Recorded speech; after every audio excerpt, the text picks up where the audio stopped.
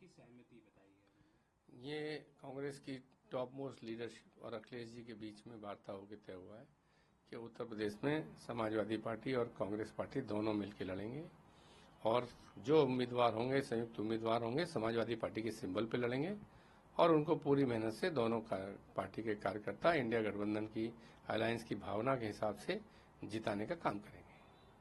Sir, Maharashtra में भी seat बंटवारे को लेकर बातचीत हो गई है। इंडिया गठबंधन में 85 सीटों पर चुनाव तीनों दल मिलेंगे और अन्य दल जो है 18 सीटों पर। महाराष्ट्र की सीटों के बारे में महाराष्ट्र की लीडरशिप लगातार इंडिया अलायंस के अंदर पार्टनर्स के संपर्क में है।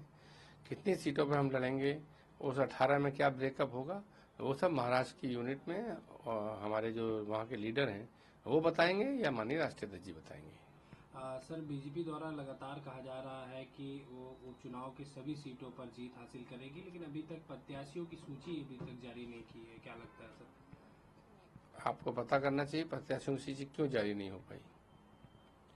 क्या कोई प्रत्याशी विदेश से आने वाले हैं, उनका इंतजार कर रहे हैं? सवाल ये है कि अपने अलाइज के साथ उनकी बातचीत नहीं हो पा रही है।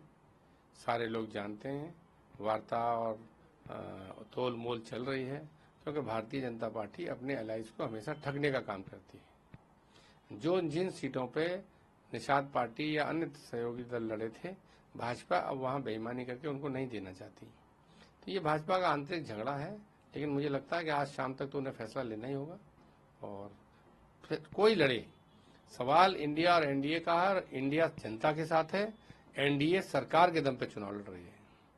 जनता और सरकार की लड़ाई में हमेशा जनता ने जीता है। लोकतंत्र में हमेशा जनता जीतती है। सर, यूपी में गैर उसकी जांच के लिए शासन ने आदेश दिया है और ये जांच रिपोर्ट एटीएस को सौंपी जाएगी। सर, कैसे देखते हैं? लगातार भारतीय जनता पार्टी की सरकार इस देश के अंदर जो राजनीतिक रूप से उनके साथ नहीं है उनको टारगेट करती है और हमेशा देश और धर्म को बीच में लाके राजनीति करती है।